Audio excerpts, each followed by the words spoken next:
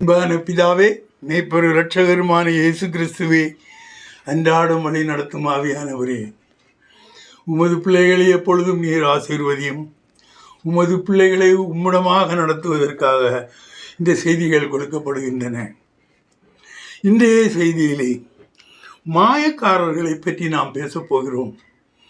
மாயக்காரர்கள் என்பவர்கள் யார்? மாயக்காரர்கள் அவர்கள் என்ன செய்வார்கள்?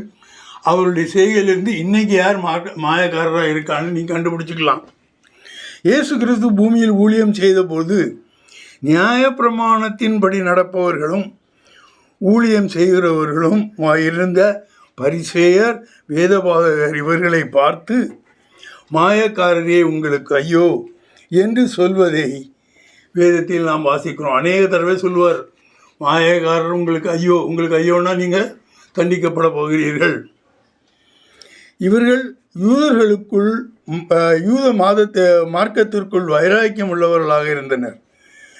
நியாயப்பிரமாணத்தின் சத்தியங்களுடன் அநேக சடங்காகாரங்களை இவர்களே சேர்த்து கொள்வார்கள். அப்படி சேர்த்து கொண்டு அவர்களை கடைப்பிடிக்க வேண்டும் என்று வற்புறுத்துவார்கள். ஓய்வு நாளே அவர் நுட்பமாக கடைப்பிடித்து வந்தார்கள். இதான் அந்த பரிசேயர், வேதபாரகர் என்று சொல்லப்பட்டிருப்பவர்கள். அவர்கள் யூத ஜனங்கள் தான், ஆனால் நியாயப்பிரமாணத்தின்படி கரைச்சி குடித்தவர்கள். ஆனால் இயேசு கிறிஸ்துவை மட்டும் அவர்கள் அங்கீகரிக்க மாட்டார்கள். அவர் தேவனுடைய குமாரன் அல்ல, அவர் தேவனுடைய குமாரன் என்று சொல்லி பொய் சொல்லுகிறார் என்று அவருடைய போதனைகளை அவர்கள் வெறுத்தார்கள். இனி இயேசு கிறிஸ்து இவர்களை பார்த்து, இந்த வேதபாரகரையும் இந்த கூட்டத்தை பார்த்து, வெள்ளை அடிக்கப்பட்ட கல்லறைக்கு ஒப்பாக இருக்கிறீர்கள் என்றார். அவர் நிறையா இருந்தாங்க ஆளுகள். பரிசேயர், வேதபாரகர்கள்லாம் ஒரு கூட்டமாக இருப்பாங்க. இயேசு கிறிஸ்து அவர்களிடம் போய் மல்லு கட்ட வேண்டிய தேவை இருந்தது. அவர்களை பார்த்து என்ன சொன்னார்? நீங்கள் வெள்ளை அடிக்கப்பட்ட கல்லறைக்கு ஒப்பாக இருக்கிறீர்கள் என்று சொன்னார்.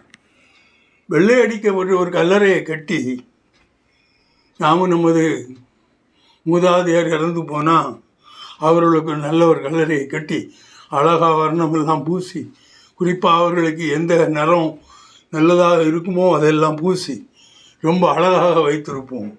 ஆனால் உள்ளே என்ன இருக்கும்? உள்ள மரித்தவர்களுடைய எலும்புகள் தான் இருக்கும். கல்லறை வெளியே பார்க்கறதுக்கு அழகாக இருக்கும், அதன் உள்ளே எலும்புகள் தான் இருக்கும். இந்த உள்ளே இருக்கிறது படி என்று சொல்வது உங்கள் மனதுக்குள்ளே வைத்து சொல்லுகிறார். வெளியே நீங்கள் ஆடம்பரமாக இருப்பீர்கள், பெரிய நீதிமான் மாதிரி காட்டிக்கொள்வீர்கள், ஆனால் உள்ளுக்குள்ளாக இருப்பது அவ்வளவும் கபடம். வாசியங்கள் 23, மத்தேயு 23, 27 28 வரை. மாயக்காரராகிய வேத பாரகரே, பரிசேயரே உங்களுக்கு ஐயோ, வெள்ளை அடிக்கப்பட்ட கல்லறைகளுக்கு ஒப்பாயிருக்கிறீர்கள். அவைகள் புறம்பே அலங்காரமாய் காணப்படும், உள்ளேயோ மரித்தவர்களின் எலும்புகளினாலும் சகல அசுத்தத்தினாலும் நிறைந்திருக்கும். அப்படியே நீங்களும் மனுஷருக்கு நீதிமான்கள் என்று புறம்பே காணப்படுகிறீர்கள், உள்ளத்திலோ மாயத்தினாலும் அக்கிரமத்தினாலும் நிறைந்திருக்கிறீர்கள். இன்றும் கிறிஸ்தவர்களுக்குள்ளே இப்படிப்பட்ட குணமுடையவர்கள் நிறைய பேர் இருக்காங்க. உள்ளுக்குள்ளே இயேசு கிறிஸ்துவே விரும்ப மாட்டார்கள். ஏன் விரும்ப மாட்டார்னா, அவர் அதை பண்ணுங்கிறாரு, இதை பண்ணுங்கிறாரு, அதெல்லாம் நமக்கு பிடித்தமில்லை. இது உபச்சாரம் செய்யக்கூடாதுன்னு சொல்கிறாரு, அப்புறம் பெண்களை பார்க்கக்கூடாதுன்னு சொல்கிறாரு. இந்த மாதிரிப்பட்ட காரியங்களை சொல்கிறதுனா அவரை பிடிக்கிறது இல்லை. ஆனால் வெளியே வந்து அவருடைய அந்த வேதத்தில் சொல்லியிருக்கக்கூடிய அவருடைய எல்லா வார்த்தைகளையும் அப்படியே சொல்லுவார்கள். ஆனால் உள்ளத்துக்குள்ளே இருந்து அதை சொல்ல மாட்டார்கள். இவர்கள் தேவனுடைய தீர்க்கதரிசிகள். கர்த்தரின் வார்த்தைகளை போதிப்பதினாலும் சத்தியத்தின்படி நடக்க வற்புறுத்துவதாலும் இவர்களை கொலை செய்யக்கூட அஞ்ச மாட்டார்கள். அந்த சமயத்தில் தீர்க்க தரிசனம் இப்போ கூட தீர்க்கதரிசிகள் தேவனுடைய வார்த்தைகளை பேசுதல், தேவனுடைய மனிதர்கள் தேவனுடைய வார்த்தைகளை பேசும்போது ஐயா ஐயான்னு சொல்லிக்குவாங்க. வந்து சாக மாட்டானா, இவனை கொள்ளலாமான்னு தெரிவார். அதே மாதிரி தான் அன்றைக்கும் நடந்தது. வாசிங்கள் மத்தேயு 23:29-39 வரை. மாயக்காரராகிய வேத பாரகரே, பரிசேயரே, உங்களுக்கு ஐயோ! நீங்கள் தீர்க்கதரிசிகளின் கல்லறைகளை கட்டி நீதிமான்களின் சமாதிகளை சிங்காரித்து, எங்கள் பிதாக்களின் நாட்களில் இருந்தோம், ஆனால் அவர்களோட நாங்கள் தீர்க்கதரிசிகளின் இரத்த பழிக்கு உடன்பட்டிருக்க மாட்டோம் என்கிறீர்கள். ஆகையால் தீர்க்கதரிசிகளை கொலை செய்தவர்களுக்கு புத்திரராயிருக்கிறீர்கள் என்று உங்களை குறித்து நீங்களே சாட்சிகளாயிருக்கிறீர்கள். நீங்களும் உங்கள் பிதாக்களின் அக்கிரம அளவை நிரப்புங்கள். சர்ப்பங்களே, விரியன் பாம்பு குட்டிகளே, நரகாக்கினைக்கு எப்படி தப்பித்துக் கொள்வீர்கள்? ஆகையால் இதோ தீர்க்கதரிசிகளையும் ஞானிகளையும் வேத பாரகரையும் உங்களிடத்தில் அனுப்புகிறேன். அவர்களில் சிலரை கொன்று சிலுவைகளில் அறைவீர்கள், சிலரை உங்கள் ஆலயங்களில் வாரினால் அடித்து ஊருக்கு ஊர் துன்பப்படுத்துவீர்கள். நீதிமானாகிய ஆபேலின் இரத்தம் முதல் தேவாலயத்துக்கும் பலிபீடத்துக்கும் நடுவே நீங்கள் கொலை செய்த பரகியாவின் குமாரனாகிய சகரியாவின் இரத்தம் வரைக்கும் பூமியின் மேல் சிந்தப்பட்ட நீதிமான்களின் இரத்த பழியெல்லாம் உங்கள் மேல் வரும்படியாக இப்படி செய்வீர்கள். இவைகள் எல்லாம் இந்த சந்ததியின் மேல் வரும் என்று மெய்யாகவே உங்களுக்கு சொல்லுகிறேன். எருசலேமே, எருசலேமே, தீர்க்கதரிசிகளை கொலை செய்து உன்னிடத்தில் அனுப்பப்பட்டவர்களை கல்லெறிகிறவளே, கோழி தன் குஞ்சுகளை தன் சிறகுகளின் கீழே கூட்டி சேர்த்து கொள்ளும் வண்ணமாக நான் எத்தனை தரமோ உன் பிள்ளைகளை கூட்டி சேர்த்து கொள்ள மனதாயிருந்தேன், உங்களுக்கோ மனதில்லாமல் போயிற்று. இதோ உங்கள் வீடு உங்களுக்கு பாழாக்கி விடப்படும். கர்த்தருடைய நாமத்தினாலே வருகிறவர் ஸ்தோத்திரிக்கப்பட்டவர் என்று நீங்கள் சொல்லும் அளவும் இது முதல் என்னை காணாதிருப்பீர்கள் என்று உங்களுக்கு சொல்லுகிறேன். இவர்கள் செய்வது எல்லாமே மோசமான செயல். ஆனால் அவர்களுக்கு இன்னல்கள் வரும். அவர்கள் யாரும் மாயக்காரர்கள் யாரும் ஆசீர்வதிக்கப்பட்டவர்களாக தெரியவில்லை. இது ஒரு காலத்தை சொல்வார் இஸ்ரவேலை பார்த்து, ஒரு கோழி தன் குஞ்சுகளை தன் இறக்கையின் கீழ் சேர்த்து கொள்ளும்படியாக உங்களை பாதுகாக்க நான் ஆசைப்பட்டேன், உங்களுக்கும் அது மனதில்லாமல் இருந்தது. இன்றும் அநேகர் நமக்குள்ளாக இருக்கிறார்கள். நாம் ஆண்டவரே போதும், அவருடைய இறக்கையின் கீழ் இருந்து கொண்டால் பத்திரமாக இருப்போம் என்று நினைக்கிறோம். அவர்கள் அப்படி சொல்லிக் கொள்வார்கள், ஆனால் அதை நம்ப மாட்டார்கள். கர்த்தருடைய நாமத்திலே வருகிறவர் அது சோத்தரிக்கப்பட்டவர் என்று சொல்லும் அளவும் நீங்கள் என்னை காணாமல் இருப்பார்கள். இது 2ஆம் வருகையை குறிக்கிறது. விசுவாசிகளாகிய நாம் கர்த்தரை இனி 2வது வருகையில் அவர் வரும்போது உயிரோடு இருப்பவர்கள் அவருக்கு நேராக பார்க்கிறோம். இங்கு என்ன சொல்லப்பட்டிருக்கிறது? நீங்கள் என்னை வரவேற்றால், நீங்கள் என்னை வரவேற்கும் போதுதான் நீங்கள் என்னை காண்பீர்கள். அப்படியானால் இந்த யூதர்கள் அவரை வரவேற்கும் மனமுடையவர்களாய் மாறி அவர்கள் செயல்படும் போதுதான் அந்த 2ஆம் வருகை நடக்கும். அதாவது கிறிஸ்துவனுடைய ஆலயங்கள் கட்டப்படுவதற்கான வேலைகள் நடக்கின்றன. இப்போ சண்டைகள் வருகிறது, நிறைய கட்டிடங்கள் இடிந்து போகின்றன. இப்போது இருக்கக்கூடிய ஆலயம் ஒருவேளை இடிந்து போகலாம். இனி கட்டப்படக்கூடிய ஆலயம் கட்டப்படும் பொழுது 2ஆம் வருகை நடக்கும் என்று சொல்லப்பட்டிருக்கிறது. இனி ஓய்வு நாளில் 18 வருஷம் பலவீனப்படும் ஆவியினால் கூனியாக நிமிர்ந்து நடக்க கூடாதவளாக இருந்தவளை இயேசு கிறிஸ்து சொஸ்தமாக்கியதால் அவரோடு தர்க்கம் செய்த மாயக்காரர்களில் ஒருவனை வாயடைக்க செய்த ஒரு காரியம். லூக்கா 13:10-17 வரை வாசிப்பீர்களே. ஆனால் ஒரு ஓய்வு நாளில் அவர் ஜெப ஆலயத்தில் போதகம் பண்ணி கொண்டிருந்தார். அப்பொழுது 18 வருஷமாய் பலவீனப்படுத்தும் ஆவியை கொண்ட ஒரு ஸ்திரீ அங்கே இருந்தாள். அவள் எவ்வளவும் நிமிரக்கூடாத கூனியாயிருந்தாள். இயேசு அவளை கண்டு தம்மிடத்தில் அழைத்து, ஸ்திரீயே, உன் பலவீனத்தினின்று விடுதலையாக்கப்பட்டாய் என்று சொல்லி அவள் மேல் தமது கைகளை வைத்தார். உடனே அவள் நிமிர்ந்து தேவனை மகிமைப்படுத்தினாள். இயேசு ஓய்வு நாளிலே சொஸ்தமாக்கினபடியால் ஜெப ஆலய தலைவன் கோபமடைந்து ஜனங்களை நோக்கி, வேலை செய்கிறதற்கு 6 நாள் உண்டே, அந்த நாட்களிலே நீங்கள் வந்து சொஸ்தமாக்கிக் கொள்ளுங்கள், ஓய்வு நாளிலே அப்படி செய்யலாகாது என்றான். கர்த்தர் அவனுக்கு பிரதியுத்தரமாக, மாயக்காரனே, உங்களில் எவனும் ஓய்வு நாளில் தன் எருதையாவது தன் கழுதையாவது தொழுவத்திலிருந்து அவிழ்த்து கொண்டு போய் அதற்கு தண்ணீர் காட்டுகிறதில்லையா? இதோ சாத்தான் 18 வருஷமாய் கட்டியிருந்த ஆபிரகாமின் குமார்த்தியாகிய இவளை ஓய்வு நாளில் இந்த கட்டிலிருந்து அவிழ்த்து விட வேண்டியதில்லையா என்றார். அவர் அப்படி சொன்னபோது அவரை விரோதித்திருந்த அனைவரும் வெட்கப்பட்டார்கள். ஜனங்கள் எல்லாரும் அவரால் செய்யப்பட்ட சகல மகிமையான செய்கைகளை குறித்தும் சந்தோஷப்பட்டார்கள். இங்கு ஒரு காரியம் இருக்கிறது. ஒரு கூனி, அவள் சாத்தானால் பிடிக்கப்பட்டவள் என்று சொல்லப்பட்டிருக்கிறது.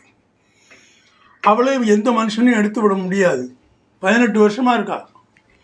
இயேசு கிறிஸ்து அவளை குணமாக்குகிறார். ஒரு 18 வருஷமாக சபையிலே வந்த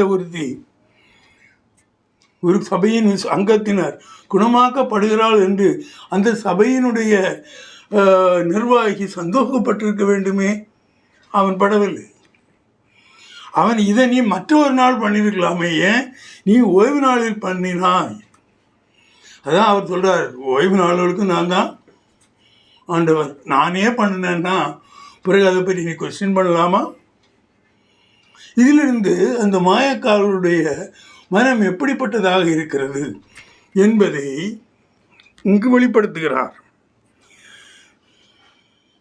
ஆனால் அவர் சொன்ன உடனே, நீ மாட்டையாக எருதியாக கொண்டு தண்ணி குடிக்காமல் இருப்பியா?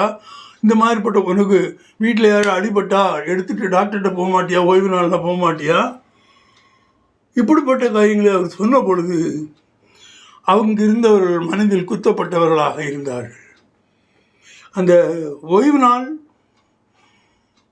அனுசரிக்க வேண்டியதுதான்.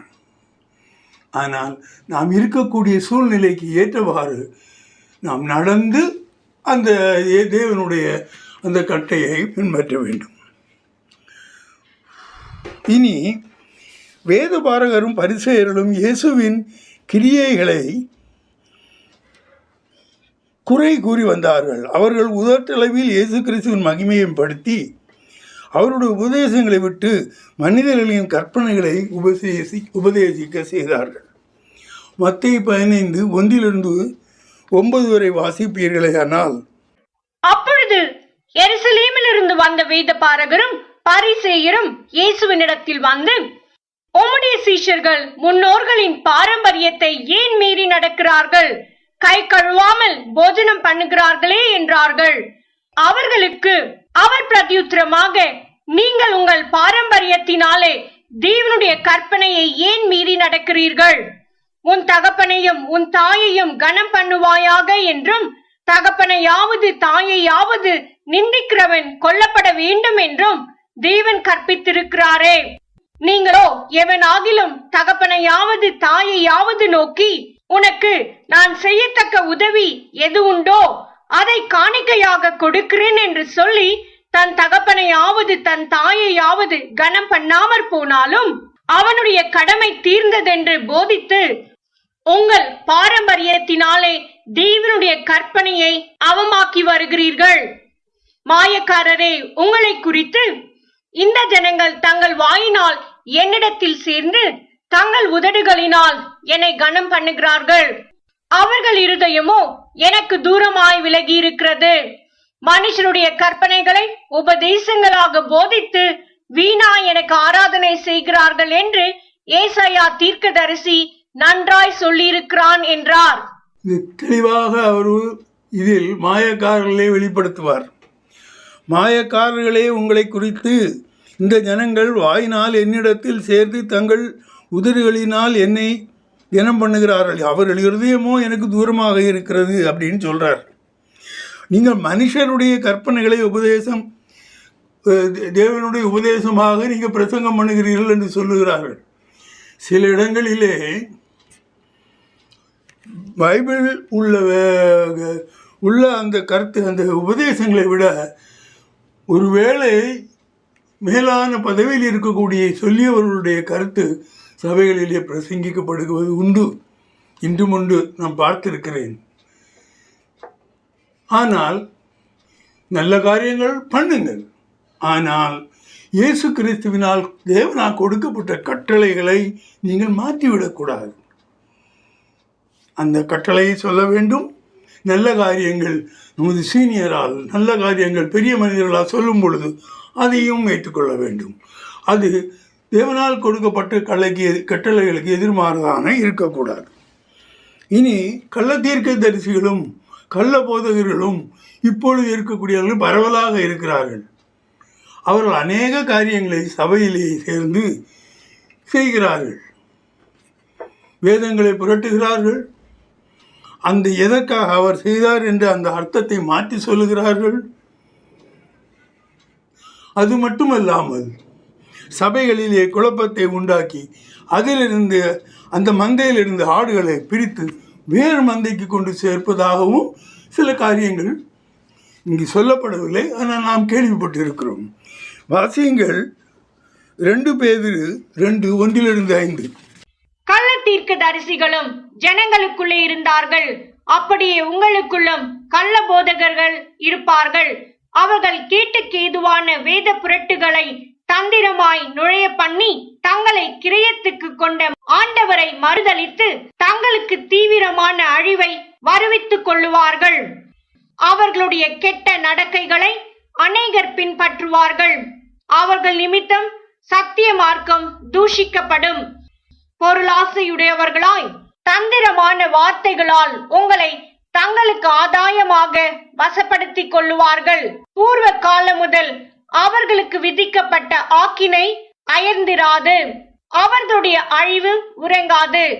இனி இயேசு மலைப்பிரசங்கத்தில் மாயக்காரர்களை பற்றி என்ன சொல்லியிருக்கிறார் என்று பார்க்கலாம். மாயக்காரர்கள் தர்மம் செய்யும் பொழுது தங்களுடைய புகழ் மேல் கொண்டு வர வேண்டும் என்பதற்காக டண்டோரா போட்டு அந்த ட்ரம்பெட்லாம் ஊதி செய்வார்கள். இப்போதும் செய்வாங்க. ஏதாவது ஒரு நல்ல காரியத்திற்கு செய்கிறார்கள்னா அதற்கு அந்த செக்கு கொடுப்பதற்கு முன்னால் பெரிய பந்தல் போட்டு பெரிய மீட்டிங் போட்டு எல்லாம் செய்வார்கள். அந்த மாதிரி விளம்பரம் பண்ணி நீங்கள் தானம் செய்வீர்களேயானால் அதற்குள்ள பலன் நீங்கள் அனுபவித்து ஆகிவிட்டது என்று சொல்லப்பட்டிருக்கிறது. மத்தேயு 1:6, 1-4. மனுஷர் காண வேண்டும் என்று அவர்களுக்கு முன்பாக உங்கள் தர்மத்தை செய்யாதபடிக்கு எச்சரிக்கையாயிருங்கள். செய்தால் பரலோகத்தில் இருக்கிற உங்கள் பிதாவினிடத்தில் உங்களுக்கு பலனில்லை. ஆகையால் நீ தர்மம் செய்யும் போது மனுஷரால் புகழப்படுவதற்கு மாயக்காரர் ஆலயங்களிலும் வீதிகளிலும் செய்வது போல உனக்கு முன்பாக தாரை ஊதுவியாதே. அவர்கள் தங்கள் பலனை அடைந்து தீர்ந்ததென்று மெய்யாகவே உங்களுக்கு சொல்லுகிறேன். நீயோ தர்மம் செய்யும் போது உன் தர்மம் அந்தரங்கமாய் இருப்பதற்கு உன் வலது கை செய்கிறதை உன் இடது கை அறியாதிருக்க கடவது. அப்பொழுது அந்தரங்கத்தில் பார்க்கிற உன் பிதா தாமே உனக்கு வெளியரங்கமாய் பலனளிப்பார். நீ கொடுக்கக்கூடிய தானம் எப்படி கொடுக்கணுமா? வலது கை செய்வதே இடது கை அறியக்கூடாது. அந்த மாதிரி நீ அவைகளை எல்லாம் சீக்கிரம் உன் தேவன் அறியும்படியாக மட்டுமே நீ அவைகளை வைத்து கொள்ள வேண்டும். இனி மாயக்காரர்கள் ஜபம் பண்ணினாலும் அதிகப்படியான வார்த்தைகளை பிரயோகித்து பொது இடங்களிலும் நின்று ஜபம் பண்ணுவார்கள். விதவிதமான ட்ரெஸ் போட்டுக்குவாங்க. மக்களின் கவனத்தை ஈர்ப்பார்கள். நானே தேவனுடைய எல்லாவற்றையும் அறிந்தவன், தேவனுக்கு சமமாக இருக்கிறவன் போன்ற பிரமையை உண்டாக்குவார்கள். அப்படி செய்யக்கூடாது. நீ எப்படி ஜபிக்க வேண்டும் என்று சொல்லி இருக்கிறது மத்தேயு 6:5-8. அன்றியும் நீ ஜெபம் பண்ணும்போது மாயக்காரரை போலிருக்க வேண்டாம். மனுஷர் காணும்படியாக அவர்கள் ஜெப ஆலயங்களிலும் வீதிகளின் சந்திகளிலும் நின்று ஜெபம் பண்ண விரும்புகிறார்கள். அவர்கள் தங்கள் பலனை அடைந்து தீர்ந்ததென்று மெய்யாகவே உங்களுக்கு சொல்லுகிறேன். நீயோ ஜெபம் பண்ணும்போது உன் அறை வீட்டுக்குள் பிரவேசித்து உன் கதவை பூட்டி அந்தரங்கத்தில் இருக்கிற உன் பிதாவை நோக்கி ஜெபம் பண்ணு. அப்பொழுது அந்தரங்கத்தில் பார்க்கிற உன் பிதா வெளியரங்கமாய் உனக்கு பலனளிப்பார். அன்றியும் நீங்கள் ஜெபம் பண்ணும்போது அஞ்ஞானிகளைப் போல வீண் வார்த்தைகளை அலப்பாதேயுங்கள். அவர்கள் அதிக வசனிப்பினால் தங்கள் ஜெபம் கேட்கப்படும் என்று நினைக்கிறார்கள். அவர்களைப் போல நீங்கள் செய்யாதிருங்கள். உங்கள் பிதாவை நோக்கி நீங்கள் வேண்டிக் கொள்ளுகிறதற்கு முன்னமே உங்களுக்கு இன்னது தேவை என்று அவர் அறிந்திருக்கிறார். நீ பிதாவை நோக்கி வேண்டுகிறதுக்கு முன்னே உனக்கு என்ன தேவை என்பது அவர் அறிந்திருக்கிறார். அதுதான் அதிசயவர். நீ அது வேண்டும் இது வேண்டும், நீ உனக்கு வேண்டும் என்பது மட்டுமில்லை, மற்றவர்களுக்கும் உள்ள காரியங்களை சொல்வாய். அவன் பாவியா இருப்பான், அவனுக்கு ஆண்டவர் எல்லா பாவத்தையும் கொடுப்பார். அநேக தடவைலாம் பார்த்துருக்கிறேன். அவர் பொருத்தமில்லாத காரியங்களை சிலருக்கு சொல்லி இது ஆசீர்வதிக்கிறார் உங்களை. அவன் பாவியா இருப்பான், அது தெரியாது இவருக்கு. அந்த மாதிரி காரியங்களில் ஈடுபடக்கூடாது. மாயக்காரர்கள் உபவாசிக்கும் போது பிறர்கள் தம்மை கண்டு கனம் பண்ணும்படிக்கு தங்கள் முகங்களை வாழ பண்ணுகிறார்கள். நீயோ தலைக்கு எண்ணெய் பூசி முகங்களை. இப்போ நான் அப்படி இருக்கேன்னா, நான் உபவாசம் இருக்கணும், அப்படி தலையை தூங்கப்படணும். ஏன்னா மற்றவங்க தெரியணுமா, ஓ இவன் பட்னியாக இருக்கிறான், தேவனுக்காக உபவாசம் பண்ணுகிறான். மோசே 41 நாள் உபவாசம் இருந்தபோது இங்கே ஒருத்தனுக்கும் தெரியாது, மலையில் தான் இருந்தார். எலியா 41 நாள் நடந்த பொழுது அவன் நடந்தான் போயிட்டு இருந்தான், அங்கே யாருக்குமே தெரியாது. ஆனால் இங்கே ஒரு 10 நாள் உபவாசம் இருந்தாலே, ஓ 10 நாள் உபவாசம் இருக்காருப்பா, பெரிய அவளை தொடக்கூடாது, அப்படி இருக்கக்கூடாது. உபவாசத்தின் போது நீயும் உன் தேவனும் அறிந்து கொள்ள முடியாத நீ நடந்து கொள்ள வேண்டும். வாசியுங்கள் மத்தேயு 6:16-18 வரை. நீங்கள் உபவாசிக்கும் போது மாயக்காரரை போல முகவாடலாய் இராதேயுங்கள். அவர்கள் உபவாசிக்கிறதை மனுஷர் காணும் பொருட்டாக தங்கள் முகங்களை வாட பண்ணுகிறார்கள்.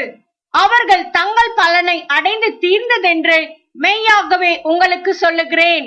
நீயோ உபவாசிக்கும் போது அந்த உபவாசம் மனுஷர்களுக்கு காணப்படாமல் அந்த ரங்கத்தில் இருக்கிற உன் பிதாவுக்கே காணப்படும்படியாக உன் தலைக்கு எண்ணெய் பூசி உன் முகத்தை கழுவு. அப்பொழுது அந்த ரங்கத்தில் பார்க்கிற உன் பிதா உனக்கு வெளியரங்கமாய் பலனளிப்பார். மலை பிரசங்கத்தில் சொல்லி இருக்கக்கூடிய காரியம். முடிக்கும் முன், இன்றும் அறிந்தோ அறியாமலோ நமது சுய புத்திகளுக்கும் நமது உலக பிரகாரமான இச்சைகளுக்கு இடம் கொடுத்து நாம் தவறுகள் செய்து விடுகிறோம். எப்படி மாயக்காரர்கள் செய்தார்களோ அதே நிலைமைக்கு நாம் வந்து விடுகிறோம்.